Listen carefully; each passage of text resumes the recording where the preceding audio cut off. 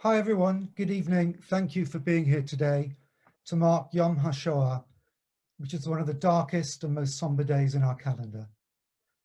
After a year filled with so many Zoom events and Zoom services, we all appreciate the time you've taken to join us in so many numbers tonight. And I'd also like to welcome those who've joined us from outside of Bushey. I'd particularly like to thank Adrienne Grossman and her committee, who have taken so much time and put so much thought and effort into organising tonight's event. As Jews, we know what the Holocaust was. The state-sponsored murder of 6 million Jewish men, women and children during the Second World War, murdered by starvation, by bullet and by gas. Entire towns, communities and villages were wiped out with no one left to mourn for them. We will never know the names of many who were murdered. It's always so hard to understand the enormity of it, the hundreds and thousands of perpetrators and collaborators across the whole of Europe, the ordinary men and women who weren't even Nazis and lived hundreds of miles from Germany, yet who were blinded by centuries-old anti-Semitism and joined the persecution of Jews, setting up concentration camps as far south as Croatia and murdering so many in the forests and ravines of Eastern Europe. I want to share one story with you before we begin this evening, but it's not a story of a Europe who collaborated with Jews, with Nazis. It's one of hope, where good people stood up against tyranny.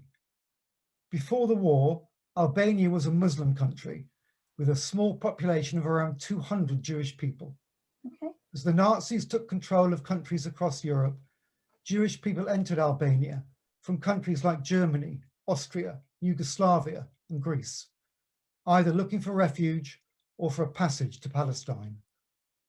When Germany invaded Albania in 1943, Albania's population, from government officials to local villagers, refused to hand over the Jewish neighbours. Instead, the authorities provided fake documentation to Jewish families, helping them to go undetected in their communities. The compassion and kindness shown towards Jews throughout Albania is rooted in the country's unique code of honor, BESA, B-E-S-A. BESA means to keep the promise.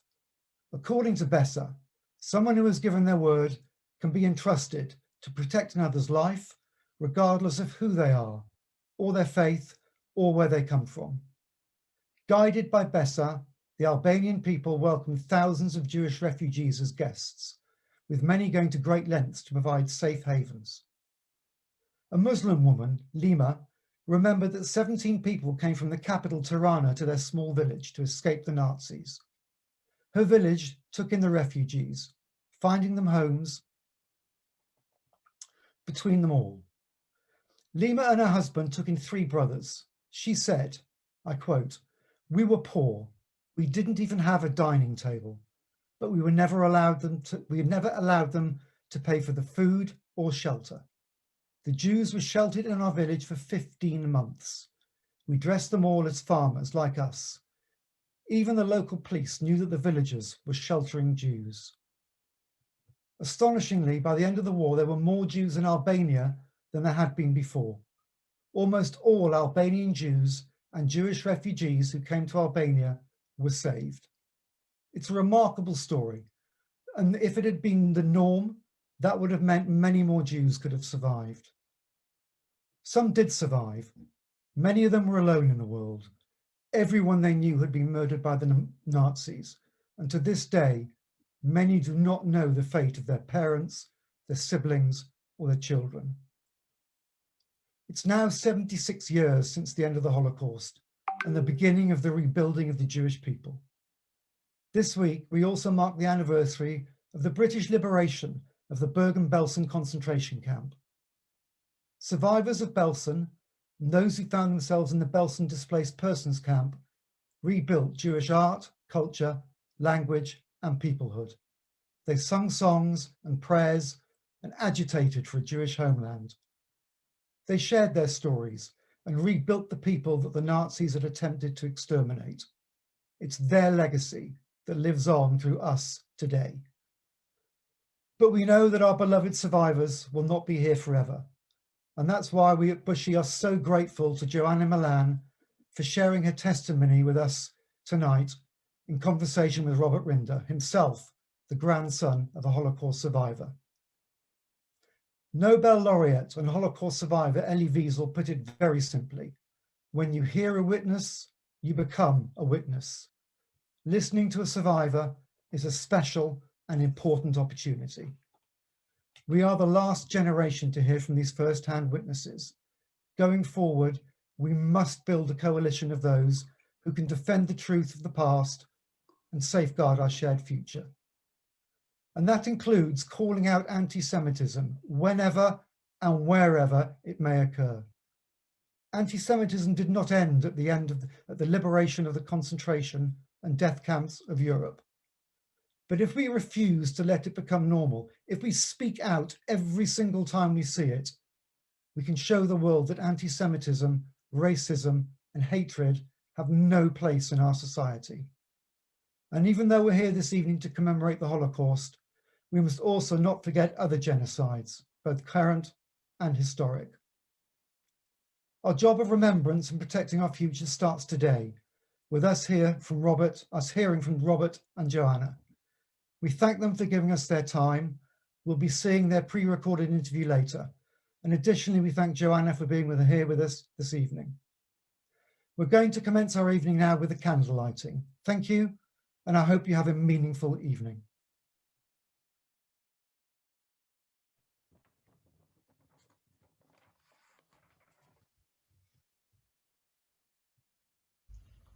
I light this candle to ensure the never-ending memory of the 6 million innocent victims who perished in the Shoah for no other reason than they were part of the Jewish people. I also light this candle in memory of Dr. Hecht from Tłumacz, Poland. He was only 11 years old in 1942 when he was murdered during the Shoah, and with whom I have been twinned. I have taken on the responsibility to remember, in the words of David Berger, that someone named Dr. Hecht had once lived.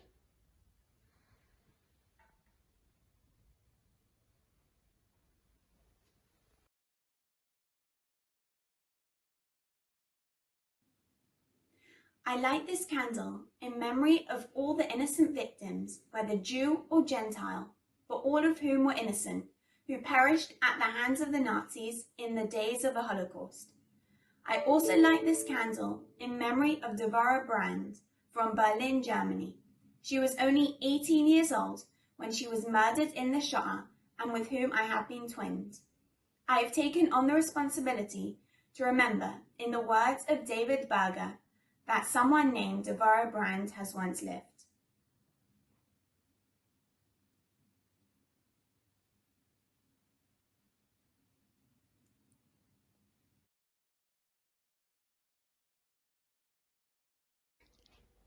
I light this candle to honour the 1.5 million children murdered by Nazi tyranny. I also light this candle in memory of Benjamin Chazan from Vilna, Poland. He was only 9 years old in 1942 when he was murdered during the Shoah, with whom I have been twinned. I take on the responsibility to remember, in the words of David Berger, that someone named Benjamin Chazan had once lived.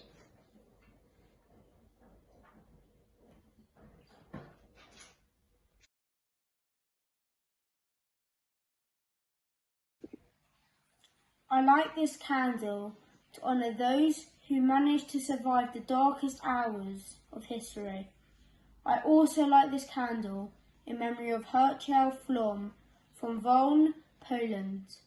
He was only 12 years old in 1942 when he was murdered during the Shoah, and I am honoured to be twins with him. I have taken on the responsibility to remember, in the words of David Berger, that someone named Herchel Flom had once lived.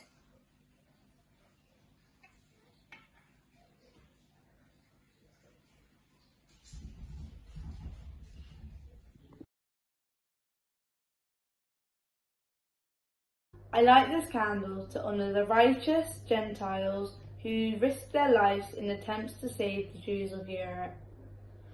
I also light this candle in memory of Rachel Schutzer from Wilno, Poland. She was only 12 years old in 1943 when she was murdered in the Shoah, and with whom I have been twinned. I have taken on the responsibility to remember, in the words of David Berger, that someone named Rachel Schutzer had once lived.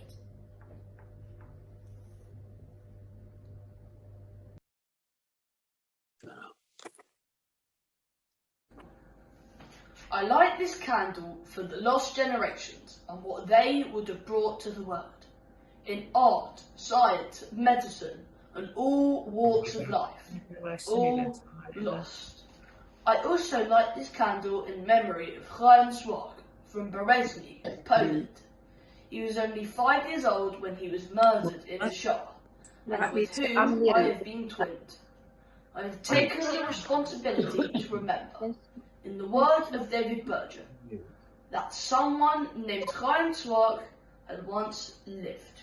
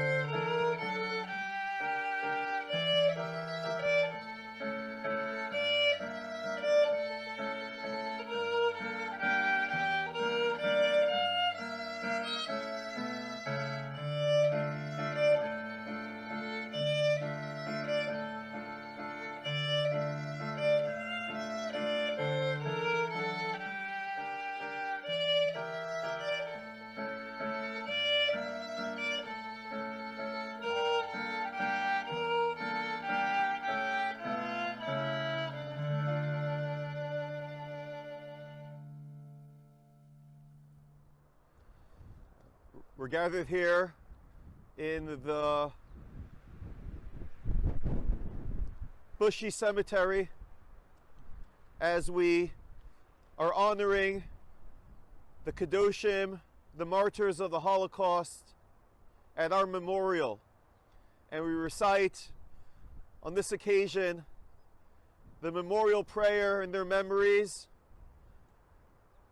and in the hope that our prayers will ascend to the lofty heights that they have reached, close to God in heaven. and always in our memories.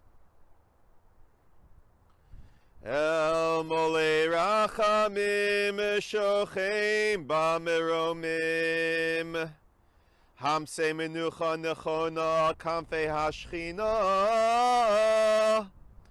b'malos kedoshim utahorim kizor harakim ashirim es nishmas achinu b'nei Yisrael hakadoshim v'hatahorim Shenaflu bidei harotzchim v'nishpach damam be'Auschwitz Mendek Treblinka v'shar machanos Hashma be'Yerupa shenehergu Sheneshechatu v'shenesrefu v'shenetbu v'shenekchu akidush Hashem Ba'avur shekol hakahal hakodesh hazeh Mispalim Azkaras Nishmasam Began Eden Tehe Menuchasam Lochim Balarachamim Yastirim Beseser Kinafecha Liolamim Utzror B'tzor Chaim Es Nishmasam Adonai Hu Nachalosam V'yanuchu Al Mishkevosam V'shalom V'nomar Amen.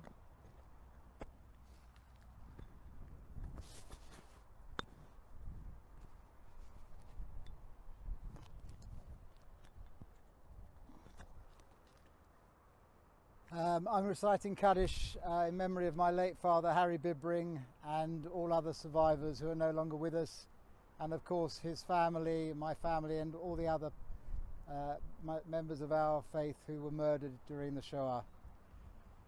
Yitgadal v'yitgadash shemei Rabbah v'yamar divrach yirutei v'yamlich malchutei v'chai echon v'yam echon v'chai dekol Beit Yisrael ba'agalav v'zman kariv v'yamru Amen. Yehi shmei Rabbah mavrach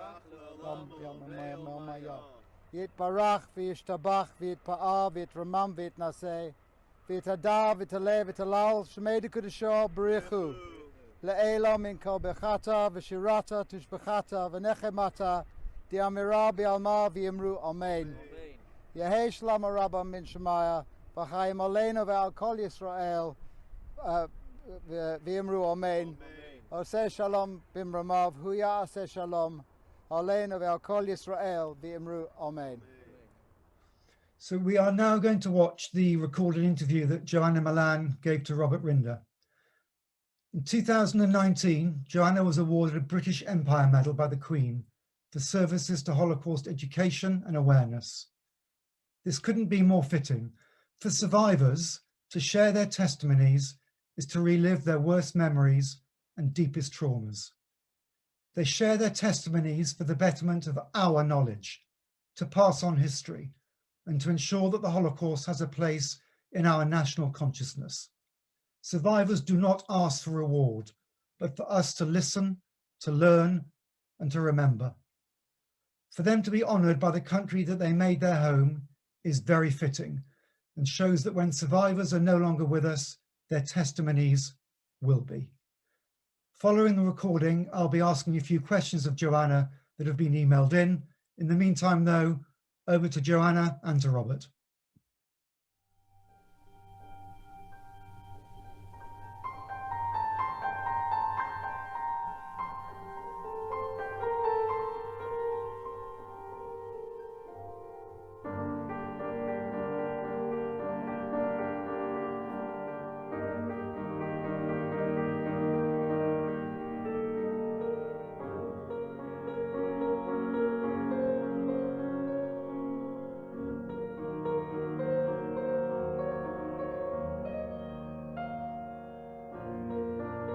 I'm Rob Rinder, and today on Yom Hashoah, sitting alongside the community from Bushy United Shul, we have the great privilege of being alongside one of the gifts of our survivors. Her name is Joanna Milan. Now, I've called you Joanna, and I have to say, I remember you sitting as a judge in Uxbridge Magistrates Court. So I wouldn't normally call you Joanna anyway, it would be Madam. And in fact, I recall on one occasion not doing very well in front of you. So I'm sitting here, I must admit, a little bit nervous anyway. But what surprises me is in fact your name wasn't Joanna to begin with. My name was Bedela Rosenthal, and it wasn't until I was adopted that they changed my name to Joanna. So you're born in the Jewish hospital in Berlin Yes. in 1942. And at some point we know that people were taken from Berlin. Yes, And my mother and I were deported to Theresienstadt. My father was deported beginning of March of 43 when the great roundups took place where did your father end up? in Auschwitz, straight. All those trains that left then all went to Auschwitz. What's your earliest memory of being Bela Rosenthal? I have snatches of memories of the flight on the bombers that brought us to Carlisle. In fact, that was the airfield. And from there we were taken to Windermere. UK had offered to bring 1,000 children into the UK, but only temporarily. We were not supposed to stay, and I was one of those first flights. But there were bombers, so we were sitting on wooden boxes, and it was dark and noisy. Now just thinking back, how old were you? I was 3. But I think when you think about young children, they remember the particularly exciting things, and they remember the particularly horrible things. And of course, I was very scared because nobody had told us that we'd be liberated. On this flight from the Czech Republic into Carlisle, there you are, a 3-year-old. Yeah. Who were you with on that flight? I was with some of the other children that had been in Theresienstadt. To call them children was a bit of a misnomer. Some of them were quite a lot older than us. So I was sitting on somebody's knee because I was too young to sit on the crates, because there weren't seats, there were just wooden boxes. Who was looking after you? Well, the older children. There were some older people on the flights as well who'd been in Theresienstadt, and some of them were brought to help to organise with the children. Now you land in Carlisle. Where are you taken? Well, we were taken by a bus to the Lake District, where there was a hostel made ready for us as a sort of staging post almost, until they decided more longer term what was going to happen to us. Now during that time you must have made friendships, connections with other children and with some of the grown-ups there who were there looking after you. Can you remember that? Well, all I remember is that for 2 years I was in Theresienstadt with 5 other orphans, and we were all of a similar age, and looked after each other. The grown-ups only brought us food from the kitchens when there was food available, but otherwise we just helped each other. And the 6 of us were kept together, even though they tried to separate us, boys and girls. We resisted this very vociferously, and because they were my family. Do you have memories of being in Theresienstadt? No, I don't. No, but I do remember being very frightened and leaving, because it was obvious that as long as you stayed in Theresienstadt, you were relatively safe. Anyone leaving was always sent to Auschwitz, so leaving was actually very frightening. Do you have memories of your mother from that time? No, my mother died in Theresienstadt before I was 2. I was terrified, in a way of leaving the camp, because nobody ever came back. So your first memories at 3 Yes. were of fear of leaving a place, because leaving a place meant what? That was death, bad news. Bad news. Yeah. Gosh. Land into England and... Well, there wasn't a community of friends. The 6 of us stayed together, and though they tried to separate us, we wouldn't have it. And eventually they found us a separate area in Windermere, where the 6 of us could stay together. That's quite willful. So it's not a community of friends. Oh, It was, yes. for a 3 or 4 year old. How old were the other children? The same age. Right. So what do you mean you wouldn't be separated from one another? How did that Well, feel? you probably realise I can be very stubborn. I can see that. But that group, Yes. you called them a family. Yes. Did they have other family other than themselves? No, we were all orphans, and we all took, fun enough, we all had different roles in the family. Mhm. I mean, I was in a way the mother figure, and one of the boys was the father figure. And there were two children, a boy and a girl, that was less able. Mhm. And then the two in the middle was the two in the middle, you know, so we became literally a family, even though we were all the same age. And when you sort of shut your eyes and think about it, can you see these young children now in your mind's eye? Yeah, yes, absolutely.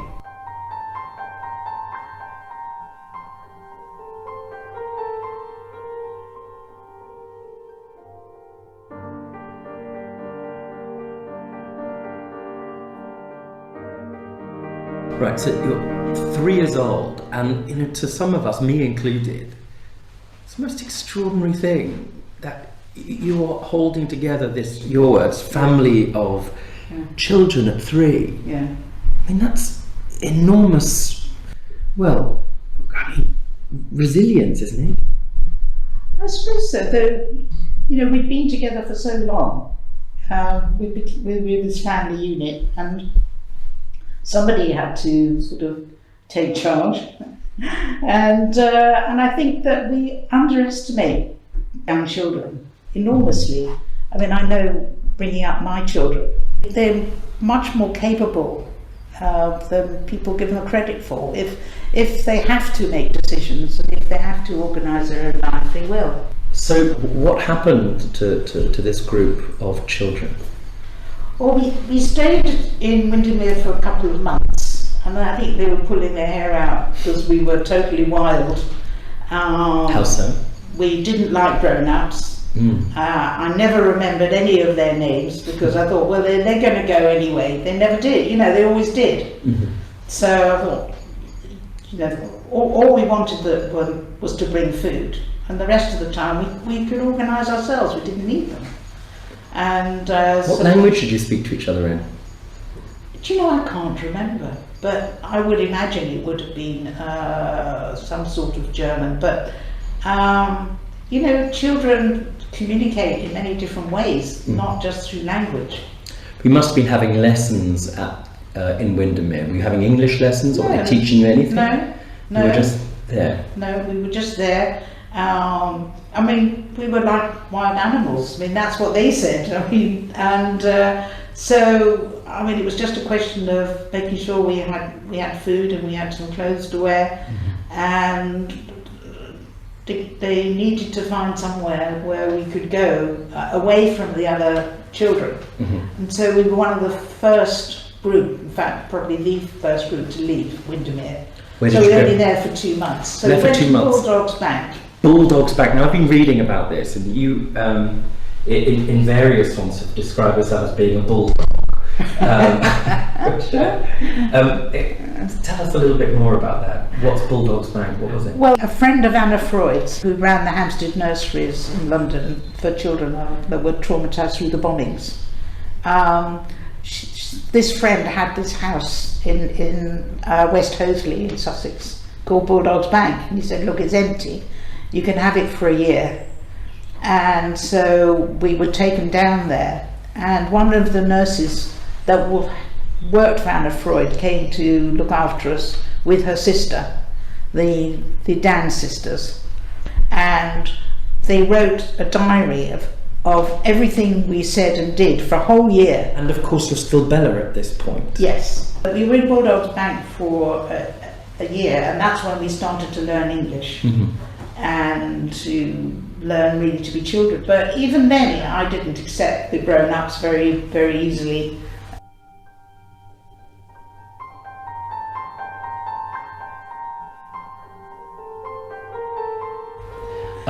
Now, you were part of the Bulldog Six, which I have to say, having done criminal law for many years, sounds like a violent gang. And that may or may not be accurate. It probably was at the time. But it's right that you were in this place and you were being studied as a group of young orphan survivors. That's correct. What do you remember of the place? Oh, I remember a lot about Bulldogs Bank.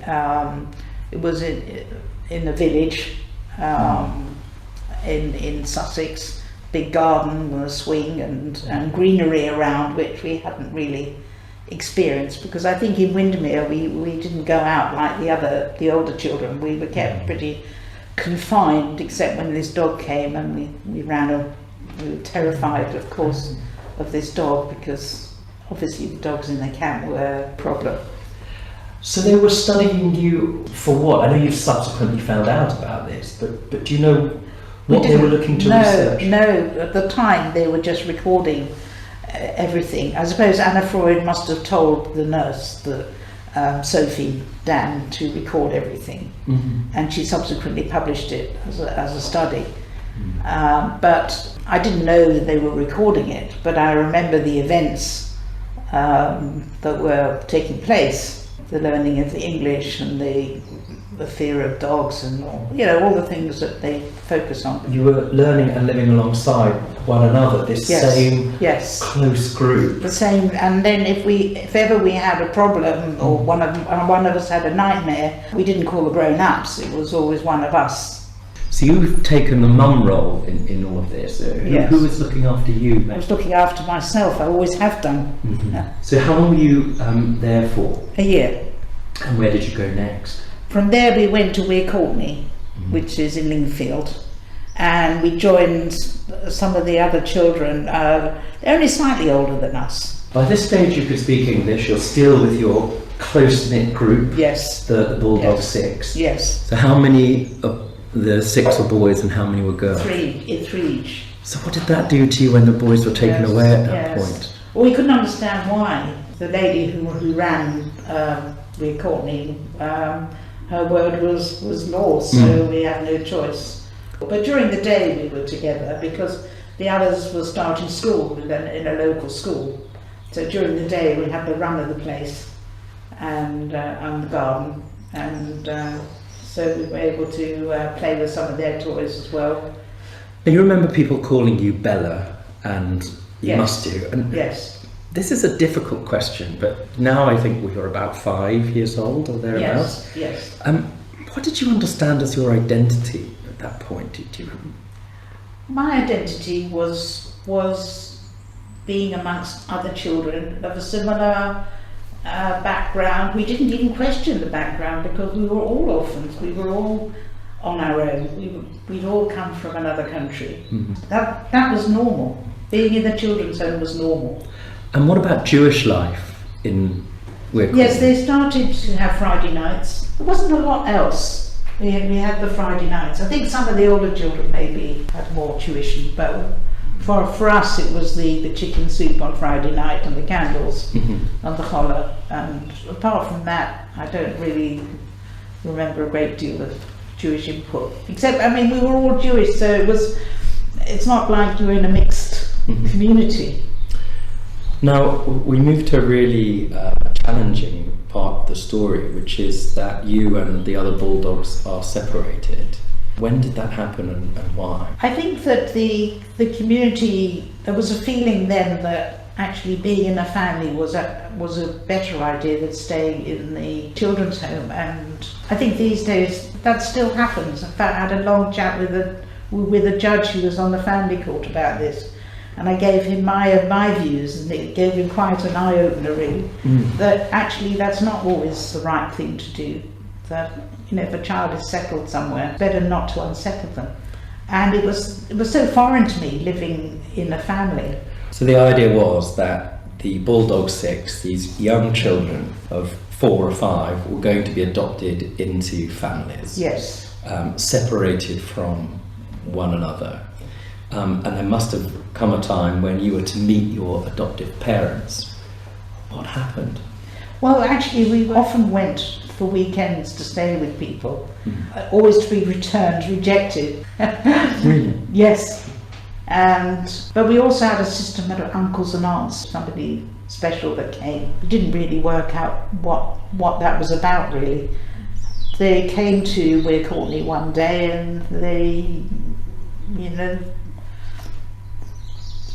they came and said, we're taking you back to London with us. These people? These people. What was your first impression of them?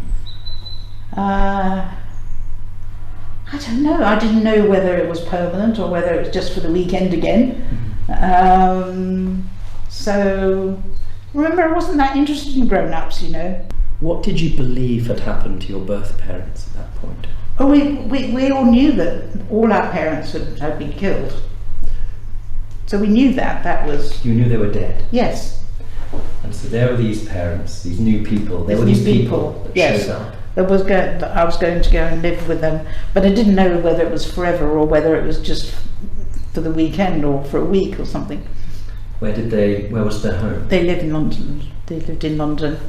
And I think the first inkling that things were not going to be quite as I expected was that on the way back they started to change my name from Bela to Joanna. Now, Bella, or Joanna, we're going from the part where a 5-year-old Bella becomes Joanna on a car journey back to London. Do you remember what that journey felt like? I think it was quite weird, the journey. Again, I didn't know really what was happening. The fact that we did go and visit occasionally other people, it didn't scare me as much as it probably might have done. But can I ask you, you'd experienced such loss at that young age, and then you lose this other family of the other bulldogs, the other children. What did it do to you to be on your own? Well, I didn't know until we got to London that I wasn't allowed to speak to them again. Who told you that? My adoptive parents said, "You're our daughter now." So I became an only child. So, and who were this family? Mum, Dad? They didn't have their own children. No. And And they were older people, so they didn't really know how to bring up a child at all, let alone one from my sort of background. Jewish family? Jewish family. How was it that they ended up adopting you?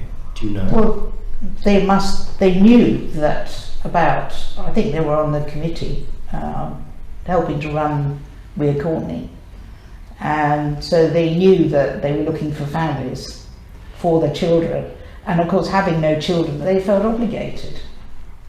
It's quite a word, obligated. Because they never pretended even to, they weren't affectionate. I later found out that my adoptive father hadn't wanted to do it at all anyway. And so I think they could afford to have a child, they didn't have one. I suppose all their other friends had children, so it seemed the right move for them. They'd just been through a war themselves in London, so... what did they do? Yes, what was your adopted father's job? Yes. Well, he had his own company, so... So quite well off? Yeah, yes. And adoptive mum, as she called herself, having called you Joanna. Yes. What sort of person was she? Yes. Well, she was a great hostess, and you know, always entertaining. It seems a real, is this word, a thirst, but there's a better word I'm sure, but there was a real desire for them to make clear to you that you were their family, their daughter. I was never allowed to say I was adopted. All their life they pretended I was their natural daughter, and they hated anybody ever mentioning the fact that I wasn't. So it was a badly kept secret. So you knew from Yes. a young age you were part Yes. of this secret. Yes. At that point, did you ever think back to where we're going to end up, but did you ever think about your birth parents during the time you were growing up with these adoptive parents? What did you think of them?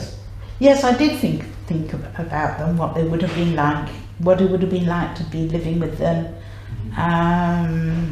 And I never felt that this was the right sort of family. I didn't feel I fitted in, and it wasn't even the sort of family I wanted to be part of, really. Help me with It what? wasn't. I didn't feel it was right for me. I think a lot of us have felt that at various times in our lives. But what? No, but generally, their whole ethos, the way they lived, it wasn't what I wanted to do, how I wanted to live my life.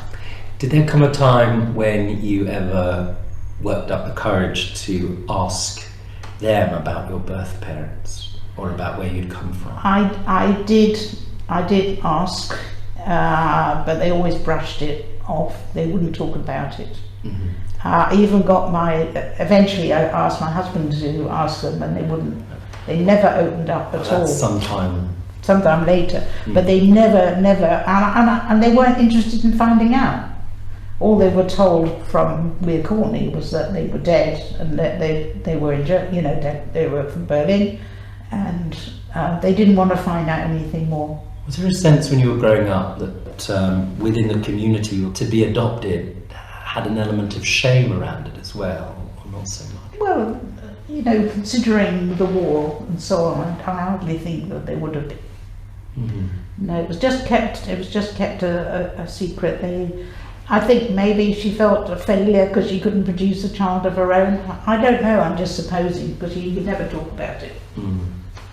And you grew up in this house, and it seems sort of like you had a connection, but really you seemingly felt like a person of duty, obligated to these people as opposed to emotionally connected to them. Does that sound about right? Yes, it was. And when I was 13, I asked to go to boarding school because I was increasingly more and more uncomfortable living with them. And I was very surprised how quickly they agreed to it. So you ended up in boarding school? I did, because I was, headstrong? Yeah. Self-sufficient? Yes. Yes. Emotionally resilient. Yes. At 13, yeah. You'd been that since 3. So let's sort of fast forward. You're obviously academically quite successful.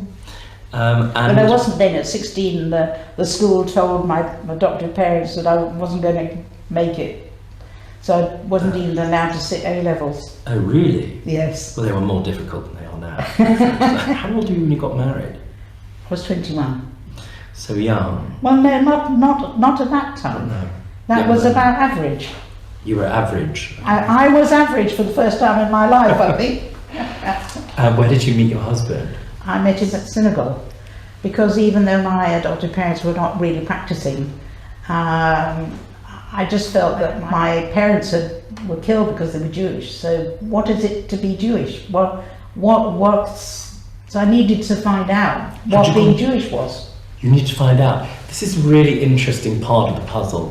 What was Jewish life like in your adopted family? And you went to a Jewish boarding school? No. And Jewish life at home was non-existent.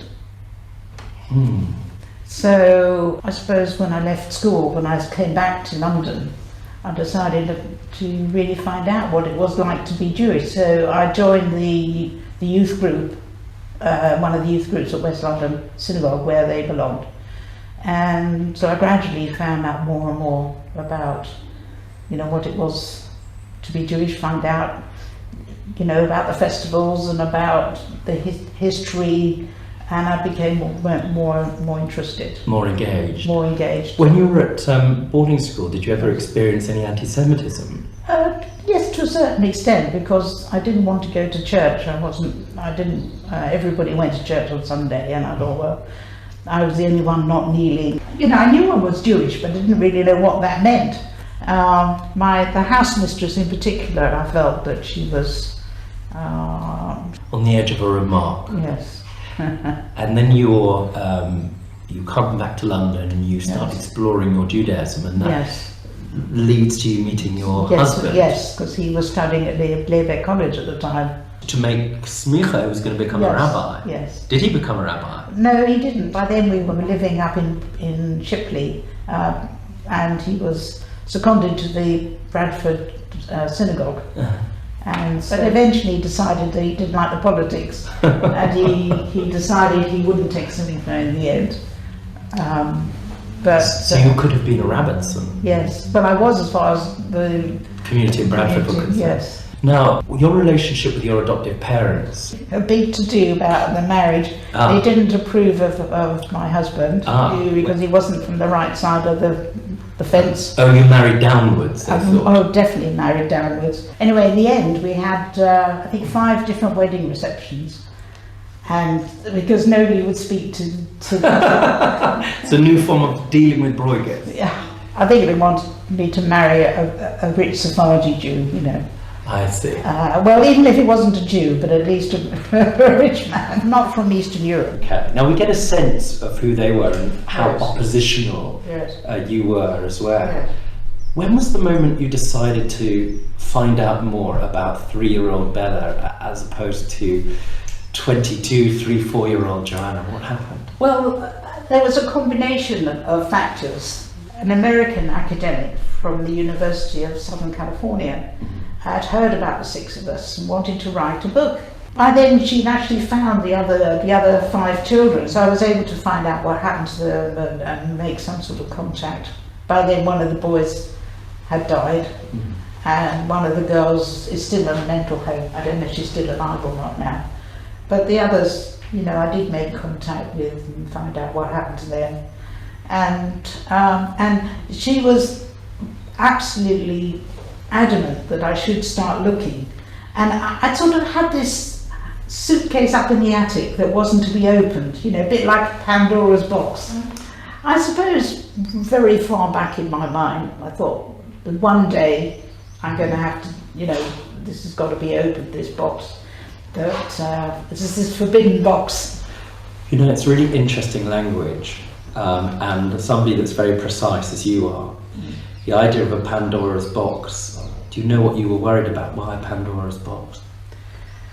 I was worried, first of all, my adoptive parents had made very clear that I was in a much better place than I would have been if they hadn't adopted me. So I thought, well, maybe something wrong with my family. And also I'd heard quite a lot of stories about people that researched their birth families and got rebuffed.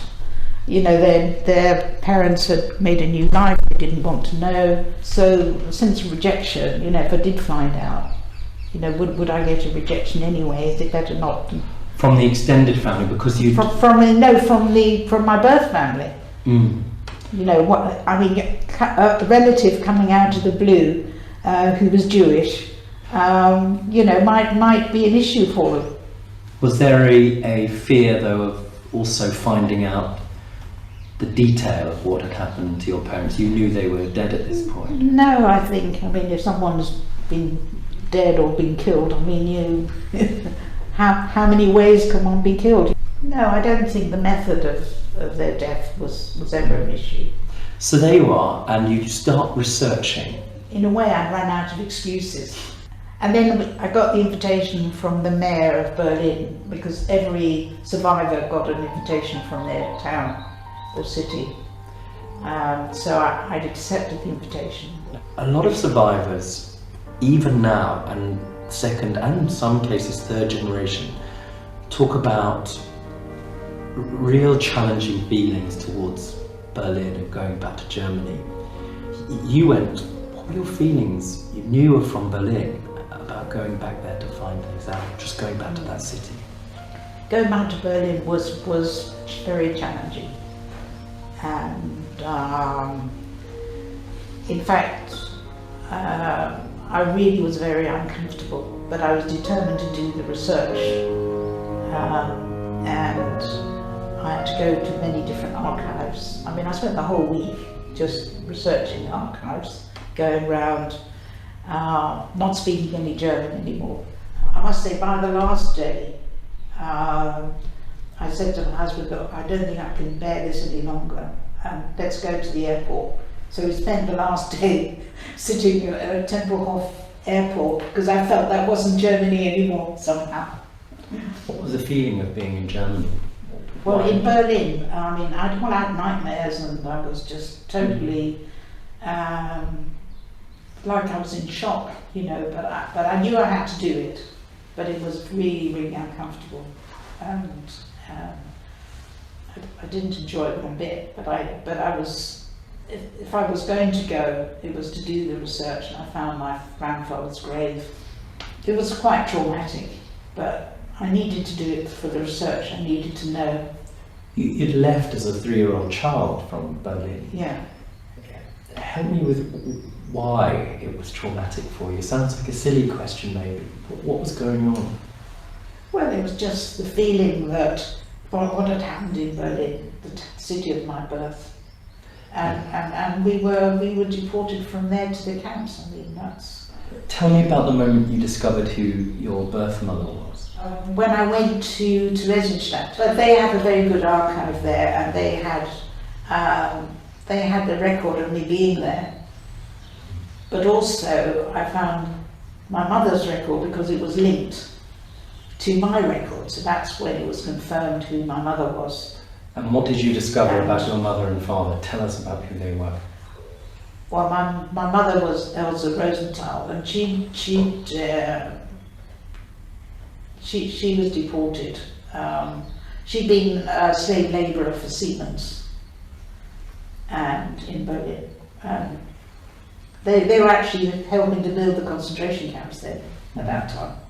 And all the workers at Siemens were deported in June of 1943. That was when we were deported.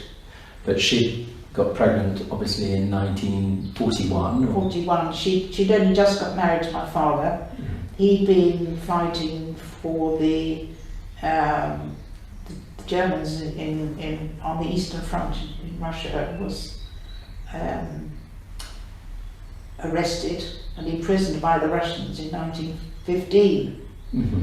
And he spent 20 years in Russia. And the German army had told the family that he was missing in action, presumed dead. So he was living in Russia.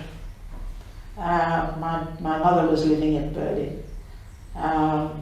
My father had married a Russian woman, and she died in childbirth. So both she and the baby died.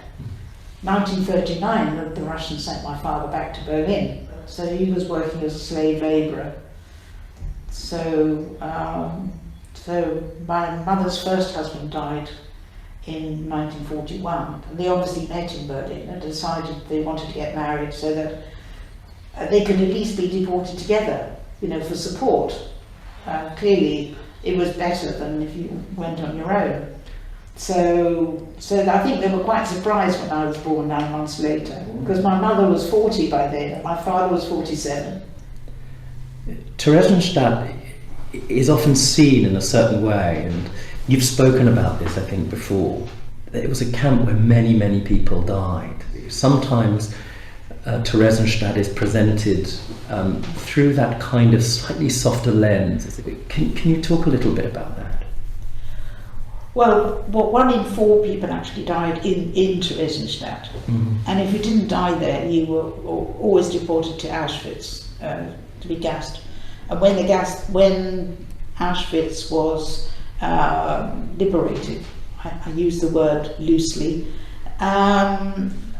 they were building gas chambers in Theresienstadt. So I mean, there was no way out of any of the camps except in death.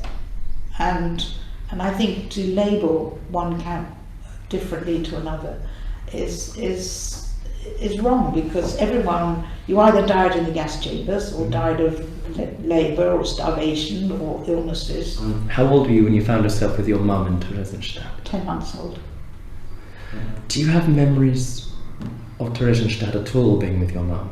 No, because she died, I wasn't even 2 before I was 2 years old. So, and also I probably wouldn't have known. I'm sure she was working as in the camp. So there were women who came every so often, and I never knew which was my mother or who was somebody else. You know, they were just women. She actually died of TB in the end. So yeah, so that was tough. So you know, I'm going to call you Bella, if that's all right. That's fine. Which do you prefer? I don't mind. It depends on which context. Which touches you more? I feel. No, I have a double identity in a way. So. Which is the one that speaks to your ruach, your spirit, most? I suppose it has to be Bela. Yeah. It's such a privilege to listen to you, and there are so many things, so many lessons that we can learn.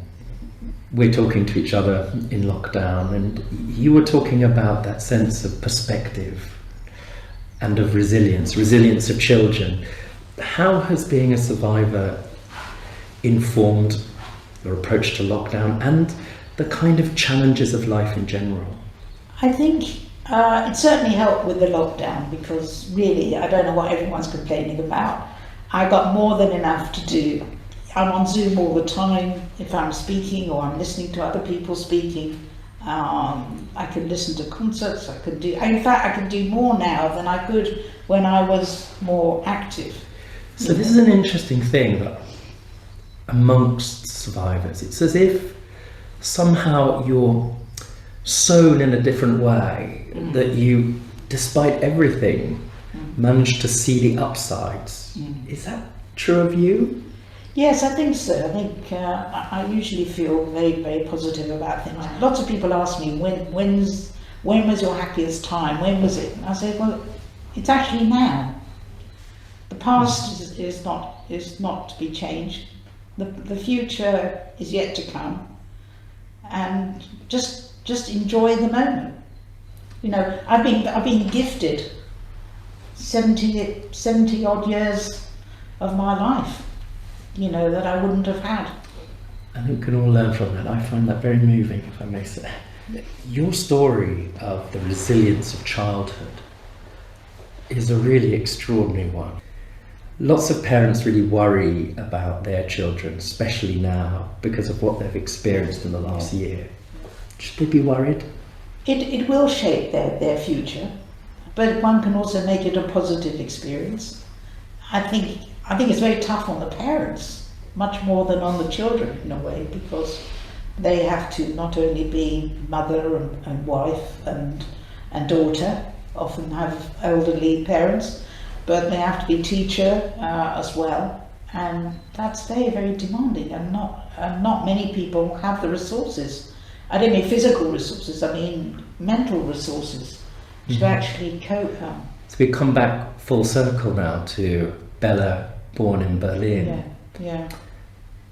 And it's something I'm so grateful and privileged to hear from you, is what you remind us of, is that this descent into depravity didn't take place in some cultural backwater. It was in Berlin, the absolute zenith at the time, certainly, of Western liberal democracy. I know, it to me that's a question that I haven't been able to find answers to. Thank you so much for telling this story. I'm very moved by it. And one of the sadnesses is that normally at the end we'll be able to have a drink and a hug, and sadly we can't. But I'll say, sitting here, being in the presence of your light has been a real joy for me today. Thank you very much, Bella.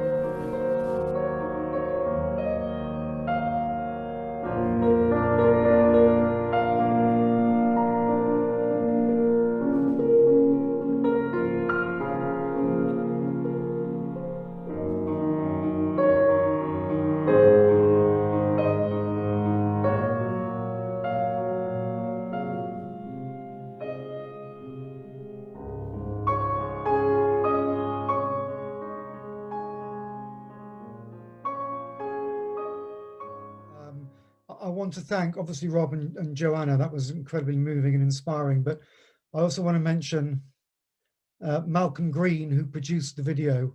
I'm sure everyone will agree that was hugely powerful and beautifully edited. So to Malcolm, I'm not sure if he's here, thank you so much. We've got about 10-15 minutes for questions. I'm sorry, Joanna, I'm no Rob Rinder, but I will try my best. If I've got a few questions which have been sent in, if people want to post questions to the chat, please find me. I'm John Rose. If we have time, I'll try and pick one or two out But please do post the questions. They're coming up as we speak. Joanna, the first question we've got is really about your adult life. You've been a very successful business person. You're a magistrate, following what's clearly been a very traumatic childhood. What drove you on? What do you attribute your success to?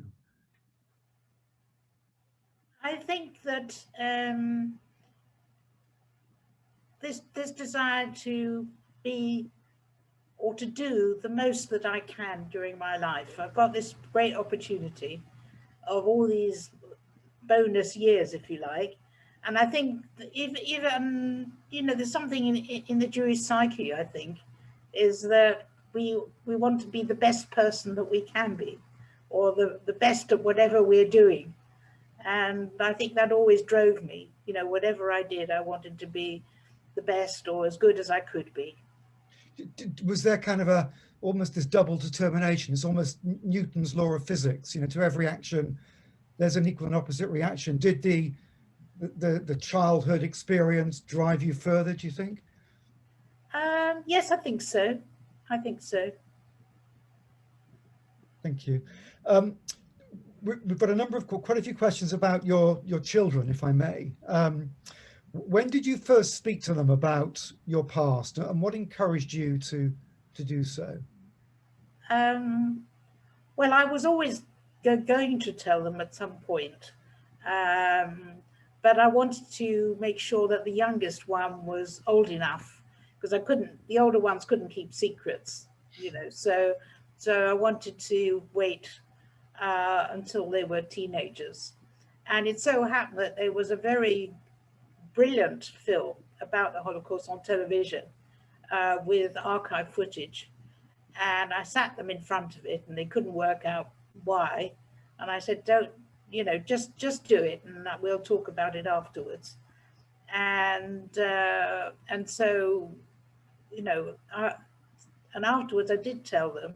I didn't know a lot at that time about my family, but I told them what I did know, and they were very moved by it. And I think my son's reaction was that he knew that I was hiding something from him. I think because I don't know if he had a sneaky peek at my passport, but he always had this feeling I was hiding something. And my middle daughter is a sensitive soul, and she was very upset.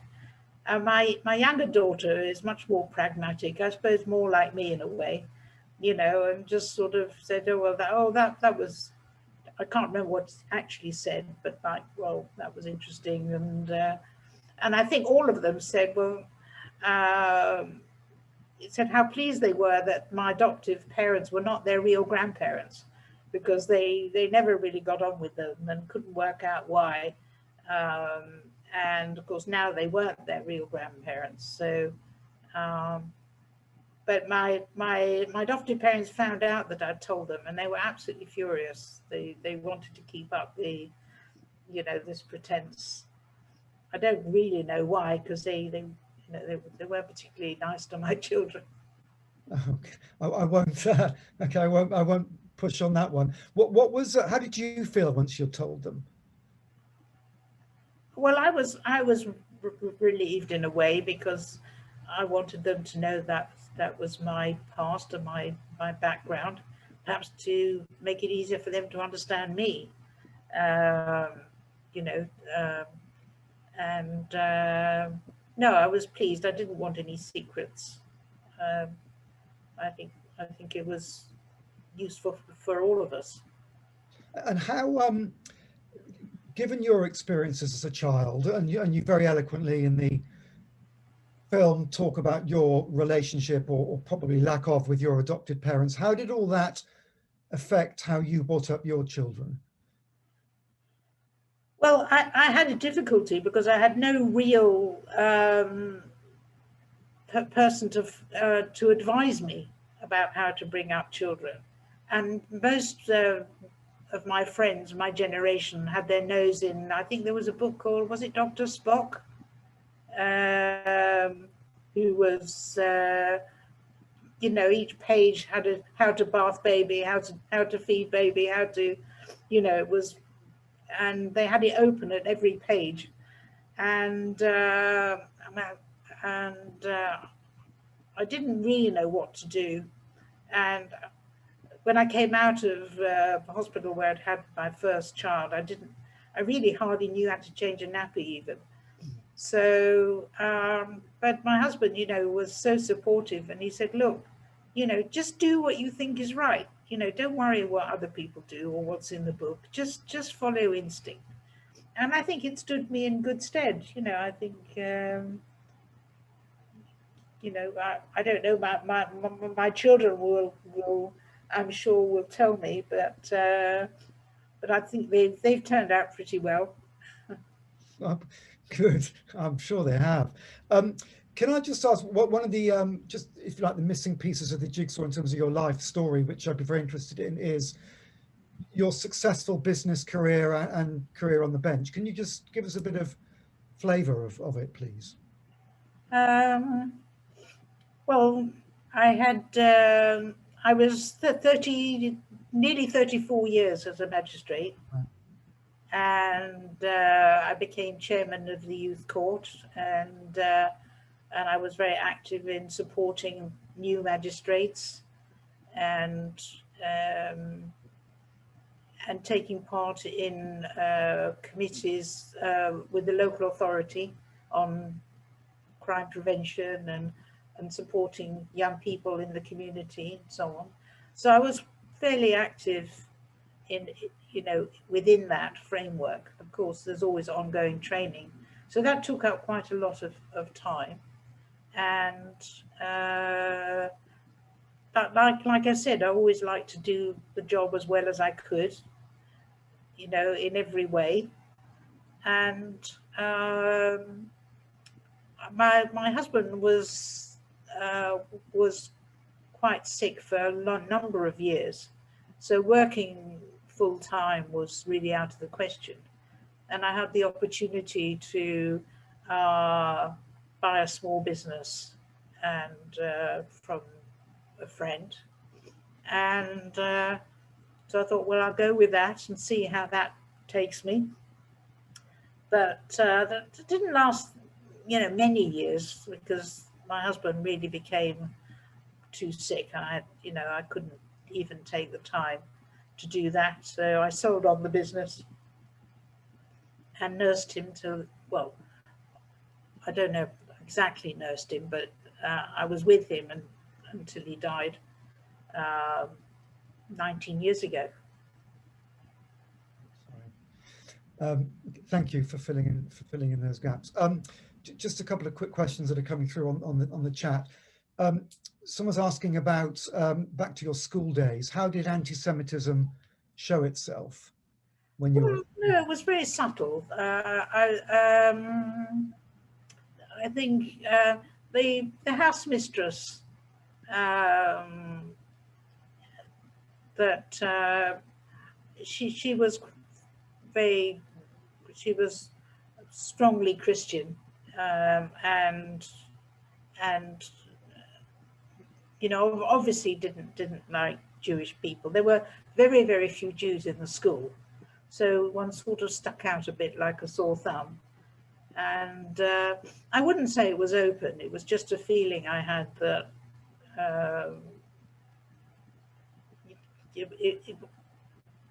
I don't know, Jewish people didn't really fit in to that milieu.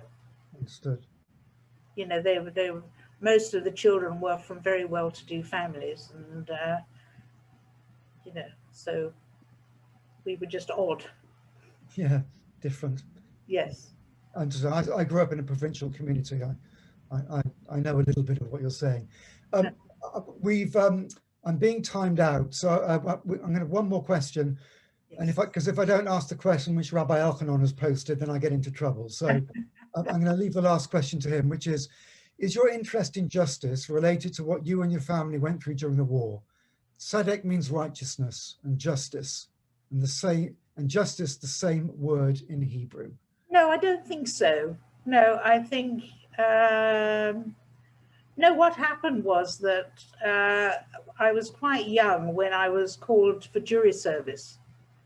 And I did a spell at one of the Crown Courts in London. Was about 3 weeks of it. And that sort of interested me in the law and how law worked and so on. And also I was bringing up a very young family. I couldn't go out to work because I had no one to leave the children with. So I was at home full time, and quite frankly, I was bored. And I thought, well, I must have some skills that would be of use. And so I looked around to see what I could do. I was a bit becoming a sort of suburban housewife, which didn't suit me at all. And I thought, no, I've got to get out of this. There's life out there, reality. Where I was living wasn't reality. So then I got this idea that I could be a magistrate, and you only had to sit once every fortnight or something at that time. And I say I had this, my interest was whetted by being at the Crown Court, so I applied and I got accepted, and that's how that, and I got more and more interested in it. In fact, in the end, I did a degree. I did a master's degree in criminal justice. Wow. And I found it very, very interesting. And I felt also that maybe I could make a difference. I think why I went for the youth court was that I felt I could make a difference dealing with young people who perhaps had strayed from the path.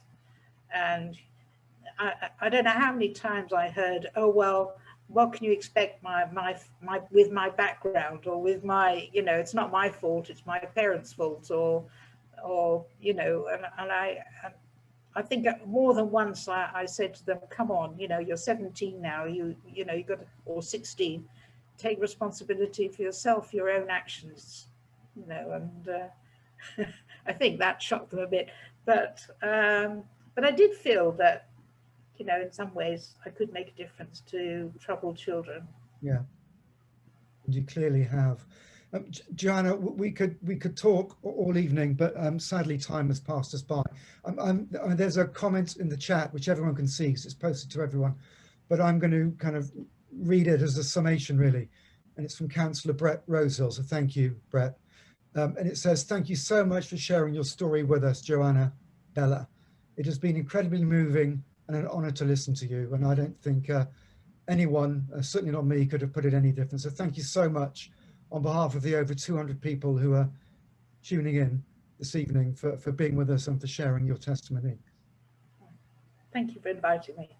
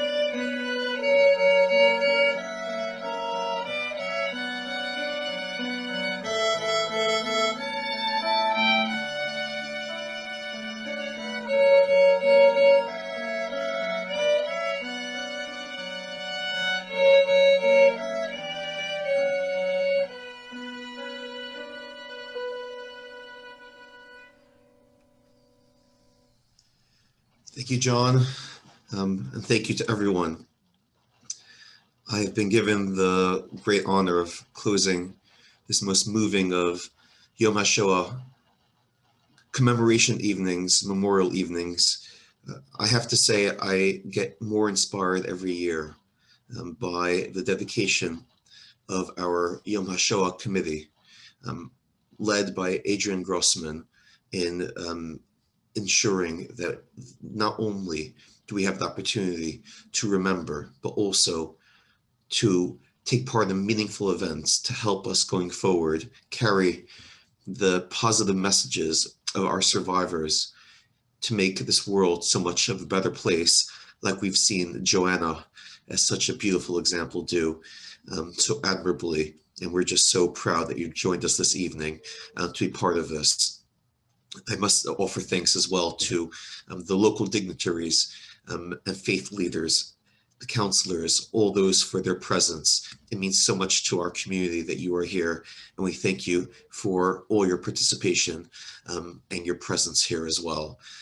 Once again, to John Rose for hosting the evening with such dignity, to the Goldwater Mishpacha for enhancing the event with their beautiful musical enhancements as they always do, to our youth for taking their part by lighting the candles, passing on those candles, the torch, from generation to generation. To Michael Bibring for your Kaddish, having Harry in mind, as well as all of those who have no one to say Kaddish for them. The entire Yom HaShoah committee. To Amanda Robeson, Richard Gilbert, Lee Cass, Danielle Adams, Ann Reback, Joanna Walker, and Shelley Herman, along with Michael Shoger and Rafi Galabov for all of their brilliant Zoom support, as well as IT support too.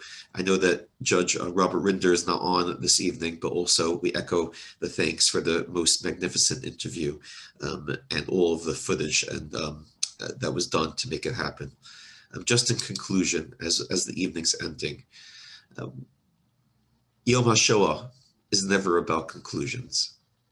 It's always about continuing the story, continuing as witnesses, ensuring that from generation to generation, whilst we have our survivors with us, that even after they're no longer able to be here, that we will continue to remember, and we will continue to have as a blessing their presence and their memory, and ensuring that the Shoah is a focal point going forward to, please God, build a better tomorrow based on the awful and tragic circumstances of yesterday. But we do conclude with a thank you to all the attendees this evening. We're blown away by your presence. There's only a story to tell as long as there are people who want to hear it. And therefore you coming here this evening, taking part, makes all the difference. Please share what you've heard this evening.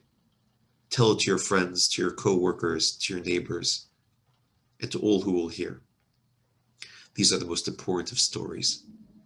And we thank you for partnering with us in Bushy and beyond in Yom HaShoah 2021.